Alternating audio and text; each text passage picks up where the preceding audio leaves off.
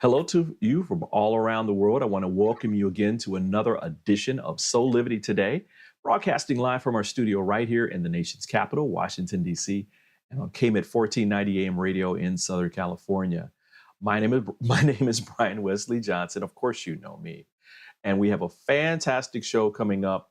I am joined today by a very special guest co-host, SINEAD O'Brien, Director of Racial Fairness Berkshires, which is a fantastic organization that's in Massachusetts supporting everyone out there to create more equity and more inclusion for all. So good morning to you, SINEAD. How are you? Good morning, Brian. I'm great, and it's so great to be here. It's always so nice to see you and hear you and be with your You, guests. thank you so much. Oh, It's funny. I've been trying to do this show for about a week or so now. As you probably know, I was in Miami for a conference a couple of weeks ago, and I had this idea that there were several news stories regarding diversity, equity, inclusion that were important to like all of us. So what I did was I gathered up four of them so that we could highlight to people from around the world and specifically here in the United States that there's a continued fight for a more free and open society. This fight for diversity, equity, inclusion started a long time ago by our forefathers and foremothers. And I think they really understood that until their dreams were fully realized, we have to keep battling fear and ignorance and bring out a more united world. So I don't know about you, but I am ready to get this party started. What about you? oh, I'm so ready. I'm hot. I'm ready. All right. So let's get to our first story here. It comes from MSNBC, where a couple of weeks ago, the Supreme Court Justice SINEAD, I'm sorry, SINEAD, that might be a thing for I you. love it. No, I love that. Supreme Court Maybe someday. Justice Ketanji Brown Jackson was who was the first Black woman to serve on the U.S. Supreme Court, spoke at the 60th commemoration of the racist bombing of the 16th Street Baptist Church in Birmingham, Alabama. So let's hear more about the powerful thoughts she said at this commemoration. Why, with all that's going on at the court and in the world right now, would you choose this moment as your first visit to this great state? And I guess the honest answer is, I felt in my spirit that I had to come. In Birmingham, Alabama today, Supreme Court Justice Ketanji Brown Jackson stood in the pulpit of the 16th Street Baptist Church. The justice was there to commemorate the 60th anniversary of the day the Ku Klux Klan bombed the building and killed 4 young Black girls who were getting ready for church in the ladies' restroom. In her remarks today, Justice Jackson honored those 4 children, and she spoke in personal terms about her own background and the reaction to her appointment to the highest court in the land. All of the attention to my race and my gender and the historical nature of my appointment has caused me to develop an intense yearning to better understand why. Why has it taken Hey, SINEAD, 232 years and 115 prior bit? appointments for a Black woman to serve on the Supreme Court? But when a Supreme Court justice speaks, her words are never just personal. And in this case, they also revealed Justice Jackson's vision of what makes a more perfect union. If we're going to continue to move forward as a nation, we cannot allow concerns about discomfort to displace knowledge, truth, or history. We cannot forget, because the uncomfortable lessons are often the ones that teach us the most about ourselves. Those words in Alabama conjured images of what's happening all around the country right now, especially in the neighboring state of Florida, where the movement to ban books and censor lessons about history is front and center. Justice Jackson today, in paying tribute to the 4 girls who were denied the chance to grow up, made a specific choice to be unvarnished in her criticism and deeply personal in her rhetoric. She asked questions of herself while pushing the country to do better. In a few weeks, Justice Jackson will take her seat on the bench as the Supreme Court begins a new term, and she will undoubtedly articulate her vision for the best version of America through the rule of law.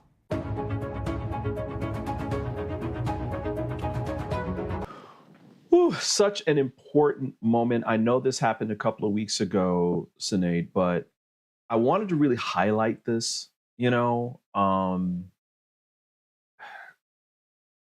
hear about the fact that Supreme Court justices are supposed to be, unbiased and that kind of thing. But here's a situation that isn't just a matter of law. I think it's a matter of our community, and it's also something that's a matter of her own personal experience, right?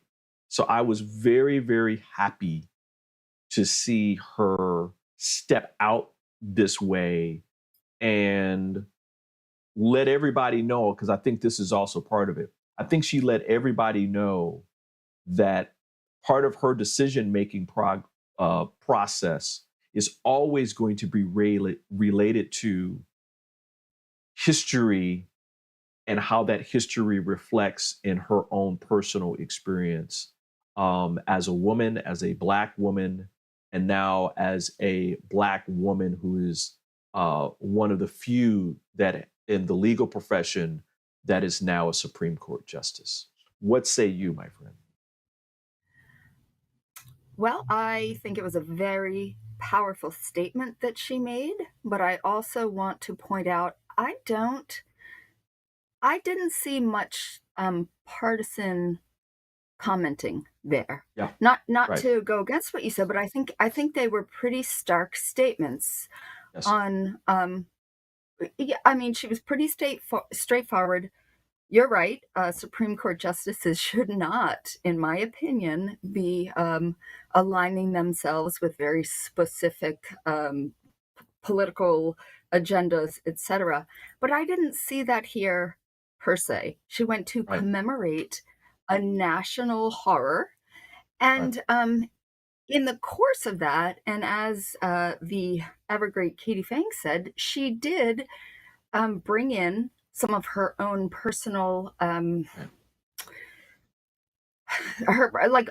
you can never speak to something well without having the authenticity. To be genuine, Right. you must be authentic. So yeah, and that's kind of, that's just good rhetoric. She had Yeah. you have your Yeah. pathos, your ethos, your logos, and she had all of those there. It's not like she was saying, you must follow me. Right. Right. Right. Obviously, she's an amazing juror. But the biggest thing I got from that was she said, and I don't want to mangle her words, but discomfort cannot displace truth.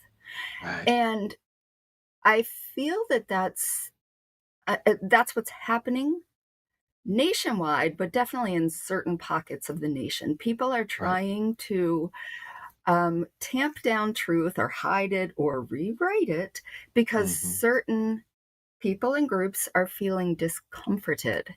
Right. And it got me thinking, whose discomfort? And the biggest part of that is,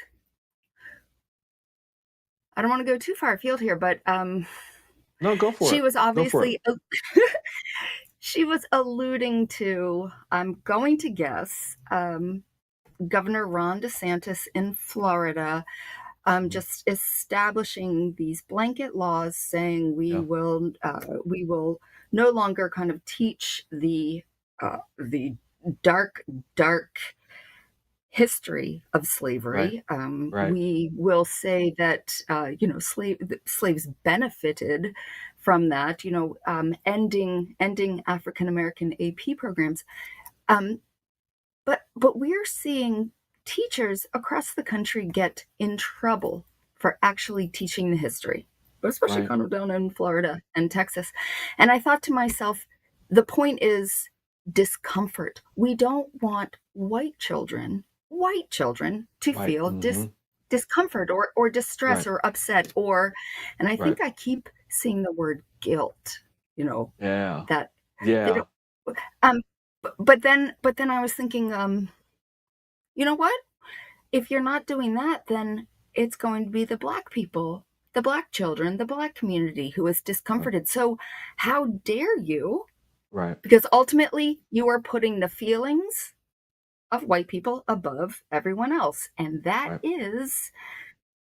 that's structural systemic racism all over again. Absolutely. Absolutely.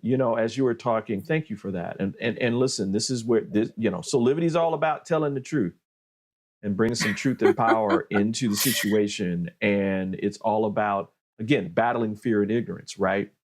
And so, as we're coming up on our first break, the first thing that I'm thinking is that one, this is not something that's new, even though you may believe it or think that it's new because of us not knowing our history.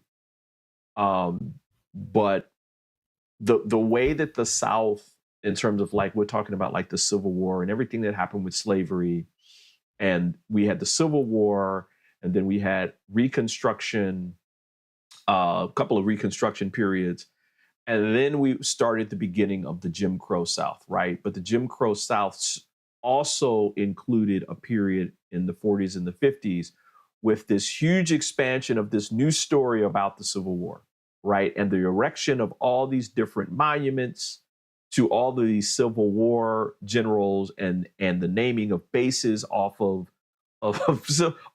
Civil War Southern generals, I should say specifically, and pushing them up as heroes, trying to rewrite all the pain and all the suffering that happened from that period and before, right?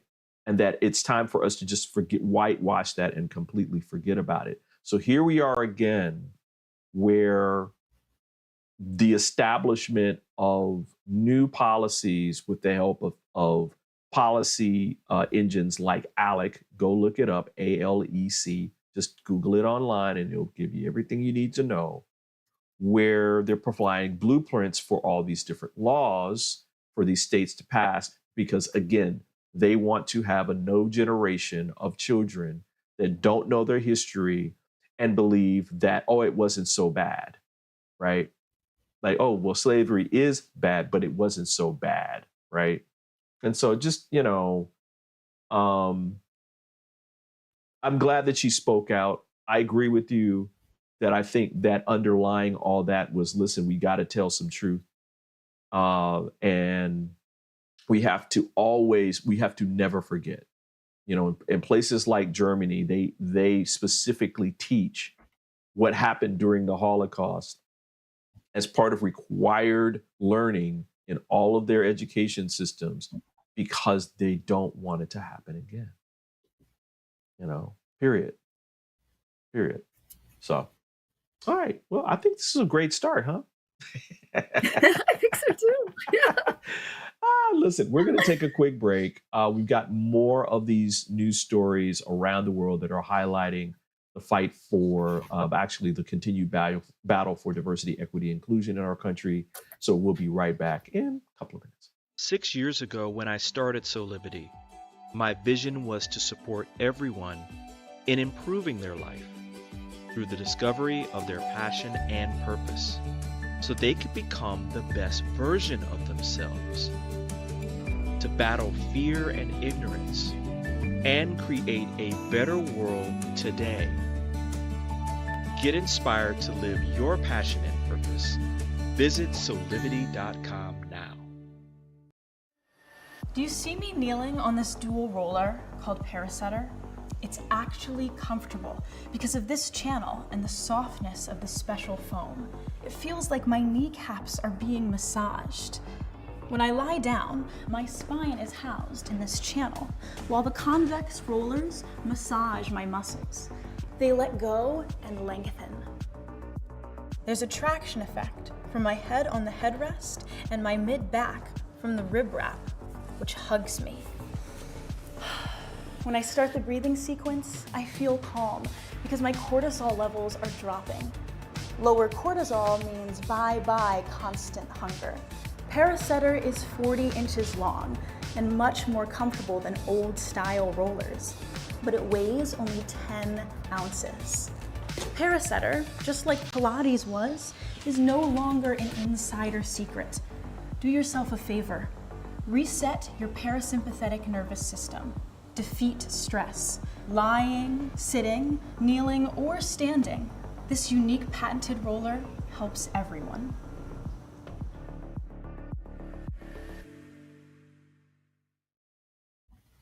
Hey there, we're back with more here on Soulivity today. We are talking about some of the latest news stories which highlight the continued battle for diversity, equity, inclusion across our country. I'm here also with SINEAD O'Brien, who is the Director of Racial Fairness in Berkshires in Massachusetts. SINEAD, our next story comes from CNA, where a rise in anti-Asian violence has stirred a wave of fear across the Asian community, specifically in New York City, prompting some of the residents to take action in an effort to ease safety concerns. Let's learn more about this important story. In other news, the COVID-19 pandemic fueled a surge in anti-Asian violence in the United States, with a number of attacks occurring in New York City. The number of incidents in which Asians were targeted spiked over 350% between 2020 and 2021, according to the city's police department. The volume of anti-Asian hate crimes remains elevated, prompting some in the community to take action in an effort to ease safety concerns. William Denslow reports from New York. A rise in anti-Asian violence has fueled fears of a chilling effect among residents in Manhattan's Chinatown. We're trying to get back to normal. I think it feels more safe now that there's some people on the street. In the beginning of the pandemic, you could hear a coin drop and that there would be nobody on the street, so that was really extremely unsafe. I feel a little bit better now. But concerns remain. According to the New York Police Department, there were 139 reported anti-Asian hate crimes in the city in 2021. Last year, there were 83. Safety is a paramount concern for not only the residents but for businesses, because we need to start bringing tourism back to the city. We need to start bringing business back, and safety is that number one concern. Brian Chin was Christina Yuna Lee's landlord. The 35-year-old Korean-American was killed by a man that followed her into her apartment in February last year. A homeless man was charged and police didn't call it a hate crime. But some say the vandalism of her memorial after her death was an act of hate. Chin has 16 cameras on his property. He says steps like this have become increasingly important over the past few years. Having security cameras not only can really help secure convictions, it can provide safety. Community leaders are taking steps to install a more extensive network of security cameras across Manhattan's Chinatown. Several hundred cameras like this have been installed at key intersections in Chinatown. According to those behind this operation, it's already helping the police track down criminals. Wellington Chen helped spearhead these camera installations. About 18 months ago, he was nearly the victim of a knife attack and believes safety is crucial for the neighborhood's prosperity. He says many people are taking extra steps to protect themselves. Self-defense classes by local martial artists, they're teaching seniors how to be vigilant, the police community council meetings, and then the distribution of literature, the scam, the pickpocketing, and so there's a lot more awareness now. Many of the attacks in Chinatown are apparently random and unprovoked. Some blame the increased number of homeless shelters in the area. They do need help, but the problem is having all these homeless shelters and rehab centers all in Chinatown is not good. It's not really good. It's not fair for the people that live here. The number of people in the city's shelter system is up at record highs, intensifying debates about homelessness in the city. More substantive steps are now being taken to try and address the root causes of hate and bigotry. Public schools across New York City will teach Asian American history next school year, and efforts are underway to pass a bill to mandate its teaching across the state. It's a lot easier for people when they need a scapegoat to blame people, in this case Asian Americans, that they just don't know a whole lot about. And the only way to eradicate this kind of ignorance is through our public schools all throughout the states. But for now, the hope is the rise in attacks against Asians seen in recent years and the fear it's generated will soon be relegated to the history books. William Denslow, CNA, New York. Wow. SINEAD, this is why we talk about this stuff, right? In New York City, over the age of the pandemic, all the way to 2021, Asian hate crimes in that community were up close to 400%. It's 360% in just that short amount of time. What are your thoughts when you hear a story like this? Well, it's obviously quite sickening. It's distressing. I think in many ways we're devolving as a society. Like you hear things from like the Middle Ages. If somebody were to, have the mark of something or have any kind of indication that they were ill with something, I mean, they would be attacked and brought upon by specific communities. And this is what it seems to be happening here. But I do, without getting too, I don't want to drill down too much on how I feel about the previous administration, but I do think that, obviously the statistics show that this started in 2020 and it started at the rise of the pandemic. And I think we had a president and an administration and a lot of his speakers who were calling it the Asian flu. And we had a panic. It was China a panicked pandemic time. Yeah. And it was a crucible. I mean, we still are in it, but a crucible of fear and hate. And when you have somebody who is just putting fuel into that fire, and again, we've talked about this before on this show, but when you make it okay to show your hate on your sleeve and even in your fists, you make it all right, and we've created an environment where it's just all right, and in fact almost encouraged to hate certain sections of society and certain groups. That's just it's just I truly have no words. I mean, it really is so devastating.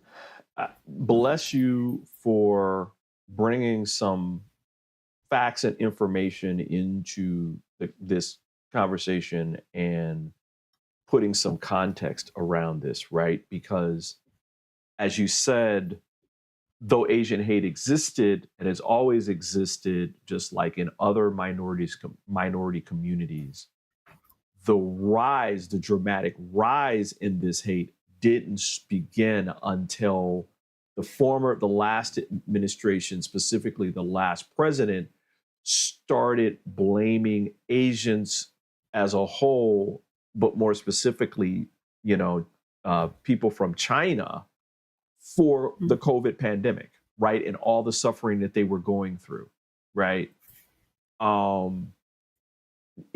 Regardless of the fact that they were also going through the same pandemic as everybody else, right? People in their community were dying and being hospitalized, and they were part of the shutdowns. And people were financially, some of them were being ruined, just like in other communities, because they couldn't work, right? And so again, we have to, again, we're coming up on another break here, but we have to be more vigilant about things like you're doing, where you're educating people about how ignorance can be used, can be weaponized to create racial violence against other people. Yes. Right? Because, again, this was used as a political thing so that that administration wouldn't be blamed for what was happening in the pandemic, even though that there were things that they didn't do early on that other countries were doing, right? As well as after they started acting, there was things that they were downplaying and all this. And we really, really didn't get to a point at which we were making really any headway in this until late in 2020, moving into 2021, we were actually having some vaccines and we were putting at least a floor on hospitalizations to a certain degree, right? In terms of, severe. People are still dying from COVID today, everyone. So just want to be clear about that. And there's still a lingering threat with long COVID and other aspects of COVID itself mutating into other strains. But yeah, be careful about what you know and how you act when you don't know stuff. Brian, one thing, I know we have to go, but one thing, in the way that Asian Americans were being used as a scapegoat for the pandemic and everything going on, economy, everything, I want to point out that I am not trying to say that the previous administration is a scapegoat for this hatred and violence, because I just want to emphasize that I just do believe that in many ways that administration and maybe the head of it has made it a little more okay. Oh yeah. Do you know what I mean? Yeah, absolutely. I mean that they've I mean that hatred was going to come out, maybe not, but but they made it okay. Absolutely. It might not have happened otherwise. No, I agree with you. I completely agree with you on that. I think that if,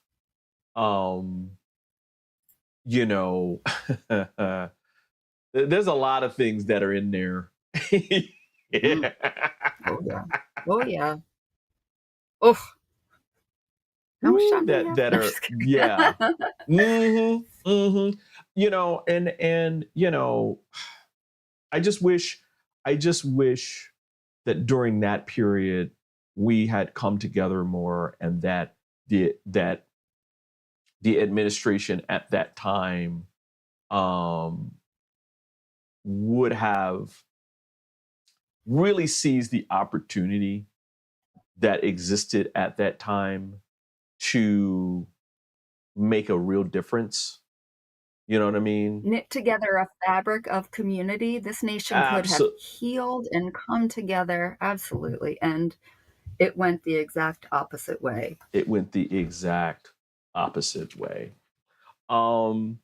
Listen, we're going to take a break, but we're going to do this in a very special way where we have some really, really fantastic sponsors that have been part of, our Soulivity Today journey for a long time now, and just kind of want to highlight one of them right now, where we have, you've probably seen the commercials, SINEAD, of 80 Bytes.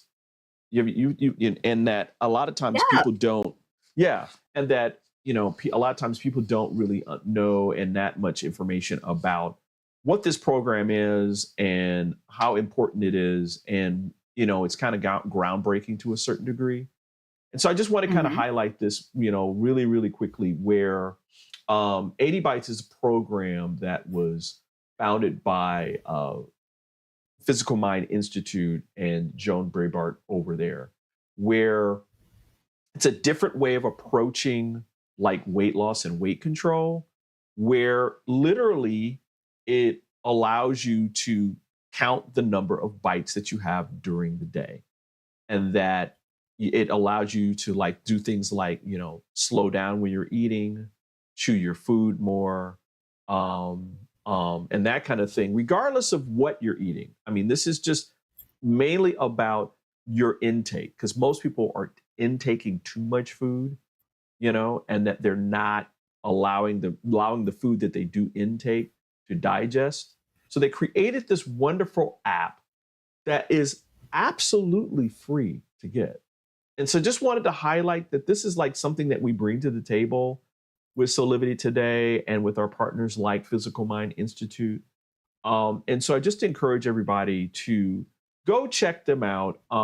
You can go to our Soulivity website and go to Soulivity today, and you'll find our partners here, including 80 Bites, right? Where you can just click and you can learn more information, and you can even download the actual app from going right to our site. It's available on the App Store and on Google Play. I just wanted to kind of highlight this today, because these are like people who we work with every single show that are providing resources like this to all of you. So just wanted to kind of highlight that today and say, hey, go out and try it. Just try 80 Bites. You can also download it by going to 80bytes.com. But if you want to learn a little bit more about it before you download, just go to soulivity.com/Soulivity today. So just want to do that. So go download it, Sinead. Listen, I think it's such a great idea. Ask anyone. I am the slowest eater. I'll tell you what, it is so good for you. Slow down, chew. So that's chew why you stay everything so very, very thin. slowly. That's why you stay so thin, girl. Yeah, right. Anxiety and stress, my friend. No, just kidding. No, slow eating. Truly, slow eating. Never eat on the run. No, just kidding. So this is what they do. I'm going to download that, and I know a lot of people who can definitely benefit from it. Yeah, so spread the word, everybody. Go download 80 Bites. You know, I'll have a commercial later on that'll kind of talk a little bit more about it. But I just wanted to kind of get that out there so that, you know, we could provide another additional resource to that.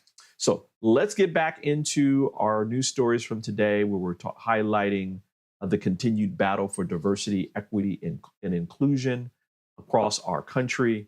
Our next story, Sinead, comes from KPRC Channel 2 in Houston, where I used to live. Hey, Houstonites, or Houstonians, I should say, where a federal judge declared illegal a revised version of the federal policy that prevents the deportation of hundreds of thousands of immigrants brought to the United States as children. Here's more. For the second time in a matter of months, a federal judge has ruled that DACA, a program that allowed undocumented immigrants who were brought to the U.S. as children to remain in the U.S. as unconstitutional. KPRC2's Devin Clark live tonight outside of the federal courthouse with what this means for more than 500,000 recipients and those hoping to apply still. Devin? Daniela, Keith, as you could imagine, that ruling handed down here at federal court today, right behind me, considered by those living in the U.S. under DACA status to be a major blow. But today we spoke to one immigrant-led civil rights organization where members say they will not stop fighting.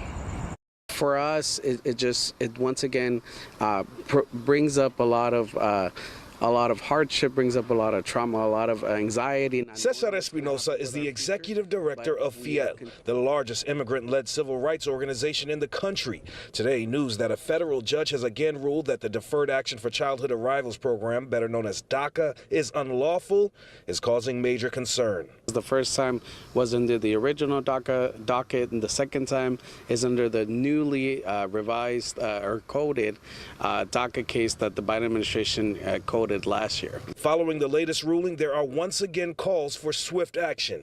So what we need now is we need Congress to act immediately. For now, the 580,000 DACA immigrants who are living in the U.S. can keep their protections, but the current ruling means that there can be no new applications. It feels like a toxic relationship where we love this country, we love the culture, we love being here, but unfortunately, we don't feel the love back. Espinosa himself is a DACA recipient who came from Mexico City at the age of 5 years old. He's lived in the U.S. for 33 years now. Like so many others, this is his home. Many of us who are contributing to our communities, who are contributing to our economy on a day-to-day basis, who are now parents. We have children who are, U.S. citizens.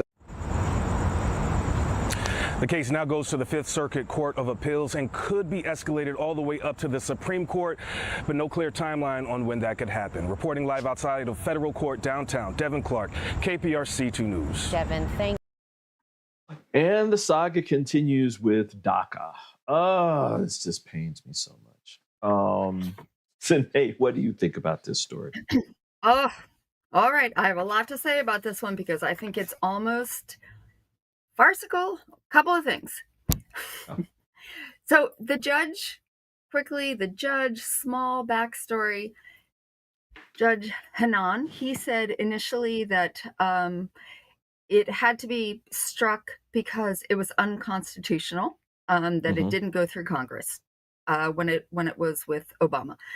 When he got it a second time, he said it was illegal because it wasn't subject to the public notice and comment period, which Biden fixed.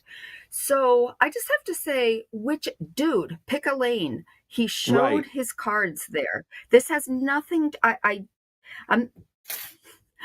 being very unprofessional here, but I think that judge is saying he's just grasping at whatever racist straw he can find to knock it down. Right. Secondly, the biggest problem that all of its anti angry people about immigrants, and they're using DACA as an example, is that immigrants are costing states money. Right. That has not, and that's an easy talking point for everyone in middle America to latch onto. First of all, there has been proof shown that it's not, you can't go back and find any evidence that the immigrants are costing, or trust me, healthcare is bleeding money, but it's being lobbed onto the immigrants. So there's no evidence of it. There's no evidence that those costs are tied to the DACA recipients. Right. And if I'm sorry, I'm just going to say one, because this is one thing that, back when I practiced law in Boston, I represented a lot of immigrants, and I went before the federal court, immigration court, and I had the privilege of helping some new immigrants to this country get their green card. Some got asylum. It is one of the highest points in my career. And I can tell everyone here that immigrants, whether they are undocumented, they pay taxes. They pay taxes. There's absolutely. Yes, they do.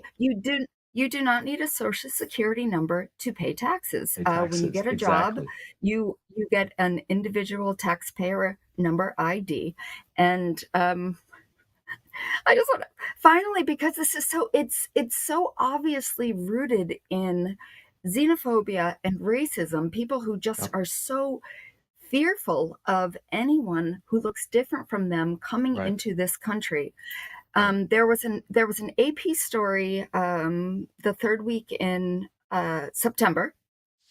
It was really well sourced, and there was an economics professor from George Mason who said that there are tens of millions of dollars every year that go into that undocumented immigrants pay into our government, and they can't get it back. You cannot get it back. Exactly. Also, one Yeah, you don't get that back. They don't get a return every year like the rest of us. One more thing, Social Security Administration, it was a decade ago, so it's a little old, but $12 billion a year is paid into Social Security that they may not take out and never will. So aside from them shopping, buying groceries, paying rent, paying mortgages, I don't understand where all of this anger. Everyone talks about our flailing economy. You know what? I think this is a great thing. Come in. But aside, Right. I'm speaking on a very non-heart level, but the fact that there is so much animus against immigrants, it can only come down to racism and ignorance of how they do contribute to our economy and do Correct. the jobs that no one else wants to do. Absolutely. And that's You know, my spiel. Sorry yeah, for no, my- I completely agree with you on all points, right? All I'll say to this is, you know, like you said, here are immigrants that are coming to the United States. They have small children with them. There is no real downside to them being here per se, because of the fact that a lot of them are working, a lot of them are paying taxes. They're not going to get benefits, government benefits, regardless of what other news outlets and other politicians are telling you. That they can't get the benefits because guess what? They don't have a Social Security card, or they don't have a U.S. They're not naturalized, right? Or they're not born here, and so they're not going to be able to do that. And then there's a higher percentage of the children who are these DACA children that go on to be highly productive, residents of the United States, who again are paying taxes with the possibility of them never getting any of that money back because there's no path to citizenship for them, right? So just wanted to kind of bring that out really quickly. Sinead, we've got some time. I wanted to kind of squeeze this last story in, which is something that's really important. It's something that my family has experienced in out west, and we'll learn a little bit more when we see the video. This is a story that comes from ABC Channel 7 in Los Angeles, where noted attorneys Benjamin Crump and Bradley Gage are accusing the city of Beverly Hills of racial profiling, hitting the city with a $500 million class action lawsuit. Here's more really quickly. City of Beverly Hills is being accused of systemic racial profiling, specifically targeting African Americans. The lawsuit claims that hundreds of people have been arrested for no good reason. And Eyewitness News reporter Rob Hayes is live in Beverly Hills with that and what the city is saying in response. Rob? Yeah, the money being sought here is definitely grabbing a lot of attention. This is a class action lawsuit against the city of Beverly Hills, and it's claiming that the city is trying to keep black people from coming here. We are suing Beverly Hills for $500 million. $500 million. That's the sum attorneys Ben Crump and Brad Gage say the city of Beverly Hills needs to pay in their racial profiling lawsuit. Since 1995, there have been claims of racial profiling. 28 years, and yet nothing has changed. If anything, it's become worse. The two have filed a class action lawsuit representing 1,086 black people out of the 1,088 they say were unjustly arrested by the Beverly Hills police between 2019 and 2021. Some of them, they say, caught up in the city's Rodeo Drive task force designed to crack down on fraudulent purchases at the famous shopping district. It wasn't to deter crime. It was to send a message to black people that we don't want your kind around here. In 2 years, 1,088 black people arrested, only 2 convictions. There's only one explanation for that. They want to drive black people out of the city. But the city of Beverly Hills denies the allegations of racism. It released a written statement this afternoon that says, in part, the statistics presented referencing the number of convictions is a mischaracterization of the evidence in this case. In addition, the 1,088 arrests referenced include people cited and released, not just custodial arrests. But for some of the people detained by Beverly Hills officers, the city's defense doesn't hold water. I was stopped just for being black while driving in Beverly Hills. These officers got behind my vehicle, doing the lights, pulled me over. I spent 3 days in jail. Humiliating, scary, sad. Now, the suing attorneys say $500 million is on the low end, since it breaks down to just about $500,000 for each of the plaintiffs involved in the suit. Hello, I'm Mark Brown. Get more great ABC7 content by clicking the subscribe button for... Woo. I'm going to testify to this, SINEAD. I have been in vehicles in LA with my family who... My mother's third generation LA. So that tells you how far back this goes, where I have been in vehicles where Beverly Hills police have pulled us over for nothing. And that the running story in LA around Beverly Hills is you do not drive through Beverly Hills. If you can avoid going around it, you go around it. But you just, if you're black, you do not drive through, like you can drive through like maybe Rodeo Drive, right? Because they'll want you to buy something on Rodeo Drive. But in the neighborhoods or around the outskirts of that part, no.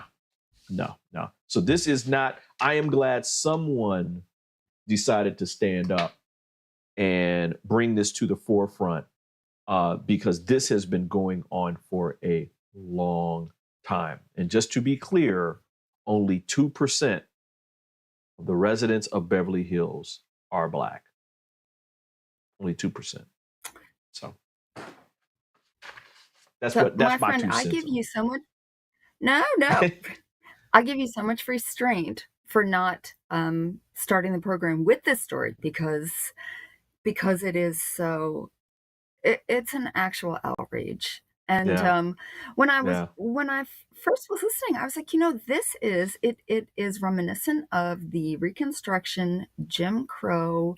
Yep. Let's create a reason, or not even just we're just going to round them up. We're going to round up the usual black suspects. Yep. I cannot not comment on the black mark, no pun intended, that I believe that the journalists in this story, or the story, not to I understand how the story goes, editor, producer, reporter, but the very first thing they said, they mentioned it. They said there's a case brought against the city for arresting, and then the second line was $500,000. That's what we in the business call the nut graph. Like that's the takeaway. And you know what? I thought to myself, like, that is not the takeaway of this story. How much the city is being sued for. And I firmly believe, and the next person interviewed was talking about the amount of money. The story here is what's happening. So I think that even in a very maybe kind of like quiet way, that might even underscore what's happening in that area. Like this. So, but really importantly, I think the Beverly Hills PD, their response was, wait a minute. We cited and released. There weren't that many, the percentage that was, that wasn't custodial. Right.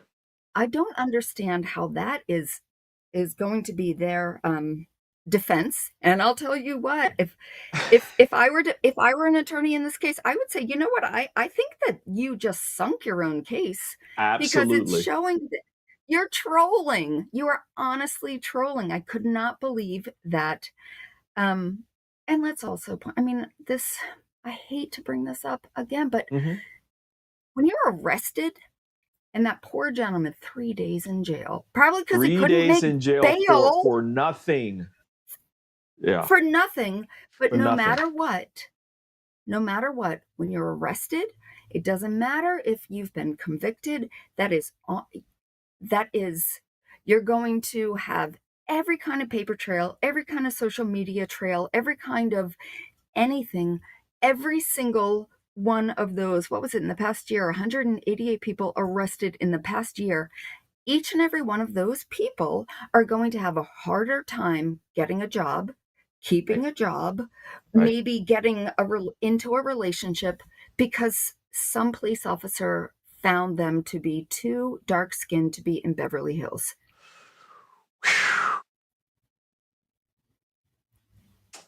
Well, we will continue to watch this story and bring you more information. SINEAD will be here with us when we do that because you keep up on a lot of these cases because of the work that you do with racial fairness Berkshires. And so, listen, I appreciate you being here, girl. Thank you for being here. We're running out of time, but I just wanted to say, hey, thank you. This is my great pleasure. Are you kidding? I love this, and I love the patience you afford me to go off on my rants. Oh, get out of here! Get out of here! No. You're the best. You're now part of the Soulivity team on our Legal Eagle side. No, but thank you. No, thank you a Careful lot what for you being wish here. for, my friend. Hey, I already wished for it. It already came true. So there. Oh. Listen, to all of you, thank you for being here with us for another edition of Soulivity Today. This is how we do it. We bring all these news stories and all these other great information so that you can empower yourself through your week. Listen to us every Monday through Friday at 8 a.m. Eastern for our live broadcast, or you can watch us and listen to us on KMET 1490 AM radio in Southern California at 8 a.m. Pacific time for all of you guys on the West Coast. So it's Brian Wesley Johnson saying thank you for being here, and we will see you next time right here on Soulivity Today. Bye for now.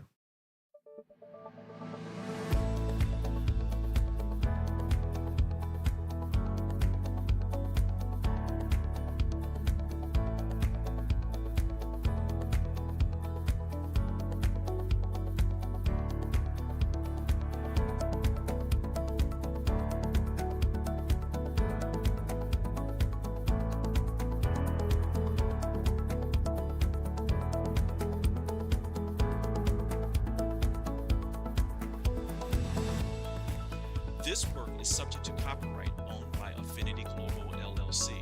Any reproduction or republication of all or part of this is expressly prohibited unless Affinity Global LLC has explicitly granted its prior written consent. All other rights reserved.